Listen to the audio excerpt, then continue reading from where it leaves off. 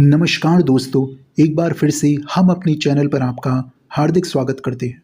और आज हम बात करेंगे एक ऐसे गीत की जिसे रफ़ी साहब के इंतकाल के 9 साल बाद यानी 1989 में रिलीज़ किया गया था और इसे गोविंदा पर फिल्माया गया था। साथ ही इस गीत से जुड़े हुए एक बेहद दिलचस्प तथ्य के बारे में। इस तथ्य को शायद आप जानते होंगे, लेकिन जो नहीं जानते उनके लिए यह बेहद दिलचस्प होगा। दरअसल इस गाने को गाते समय रफ़ी साहब ने एक छोटी सी गलती कर दी थी।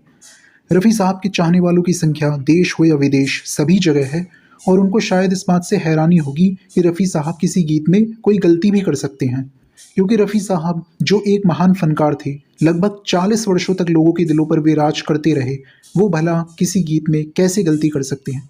लेकिन यह एक हकीकत है कि रफ़ी साहब से भी ये गलती हुई और फिर इस गलती को बिना सुधारे ही इस गीत को रिलीज़ किया गया। फूल का शबाब क्या, हुस्न महताब क्या, आप तो बस। इस गाने की रिकॉर्डिंग 1980 में हुई। फिल्म का नाम था हरी भरी। यह गाना फिल्माया जाना था राज किरण पर, लेकिन किसी कारणवश यह फिल्म रिलीज़ ही नहीं हो पाई, इसलिए यह गीत भी रिलीज़ नहीं हो सका। और फिर साल 1989 में एक फिल्म आई जिसका नाम था फर्ज की जंग, और इसमें मुख्य भूमिका थी गोविंदा, नीलम, शशि कपूर तथा अमरीश पुरी की। इस गीत को गोविंदा पर फिल्माया गया था। यह गीत अत्यंत सफल भी रहा। जुल्फों से खेले महकी हवाएं, उफ ये जवानी, उफ ये अदा। अब हम बात करेंगे उस छोटी सी गलती की जो रफ़ी साहब से इस गीत में हुई और जिसे क्यों सुधारा नहीं गया। रफ़ी साहब जब भी किसी गीत की रिकॉर्डिंग करते थे तो वे पूरी तल्लीनता से उसमें खो जाते थे, उसी तरह जैसे कोई अभिनेता कैरेक्टर में घुस जाता है।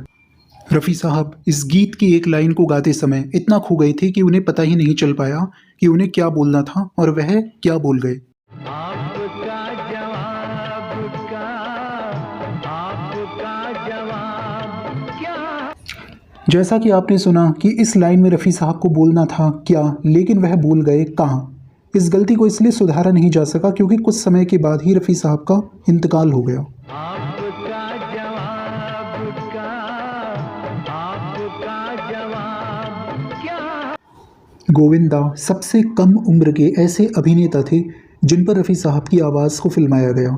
इस फिल्म में संगीत दिया था बप्पी लहरी ने, जिन्होंने 9 साल बाद इस गीत का इस्तेमाल किया। तो ये था रफ़ी साहब से जुड़ा हुआ एक दिलचस्प किस्सा। आशा करते हैं कि यह जानकारी आपको पसंद आई होगी।